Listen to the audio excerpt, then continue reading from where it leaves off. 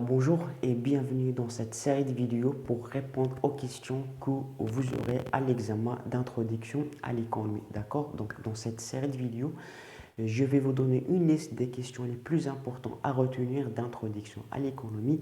Je vais vous donner la réponse en détail pour que vous arriviez à bien comprendre. Et en parallèle, je vais vous l'expliquer d'une manière qui est simple, claire et compréhensible. D'accord? Donc, on arrive à la troisième question. Donc, imaginez-vous, vous aurez cette question à l'examen.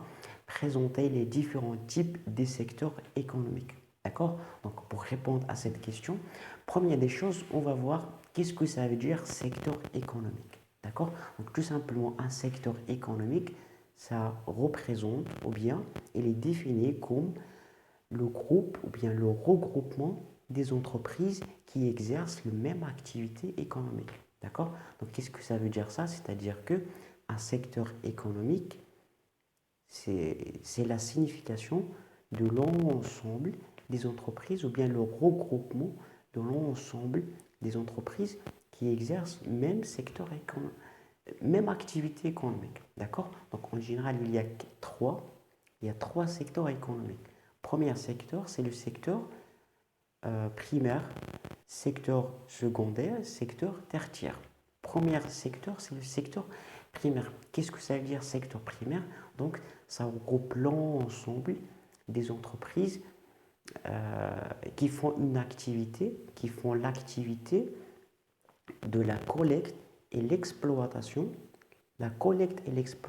des ressources naturelles. Donc, c'est l'ensemble des entreprises qui font cette activité.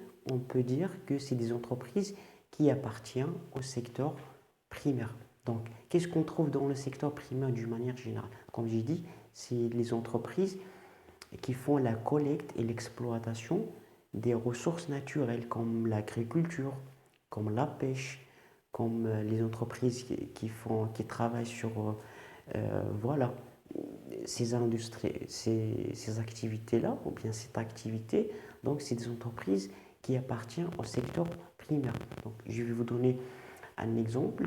Donc, c'est l'exemple, pour le cas du Maroc, c'est le OCP, donc qui fait l'extraction du phosphate. Donc, pour le Maroc, par exemple, une autre entreprise qui fait l'agriculture, d'accord? Donc, c'est une entreprise qui, qui fait la collecte des ressources naturelles, d'accord? Donc, deuxième secteur, c'est un secteur secondaire qui regroupe l'ensemble des entreprises qui ont comme activité principale la transformation des matières premières, bien la transformation des matières premières, d'accord? Donc, l'ensemble des entreprises qui font la transformation des matières premières. Je vais vous donner un exemple. C'est l'exemple d'une entreprise qui fabrique des tables. Donc, une entreprise qui fabrique des tables, qu'est-ce qu'il fait? Il achète du bois, il achète le bois, voilà, et il construit ou bien il fabrique ce qu'on appelle des tables.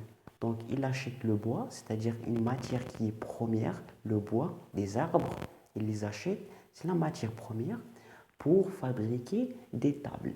Donc, c'est ça le secteur secondaire. Ça regroupe l'ensemble des entreprises qui achètent des matières premières pour fabriquer des produits. D'accord? Donc, c'est ça le secteur secondaire. Troisième secteur, c'est le secteur tertiaire. Donc, qu'est-ce qu'on trouve dans le secteur tertiaire?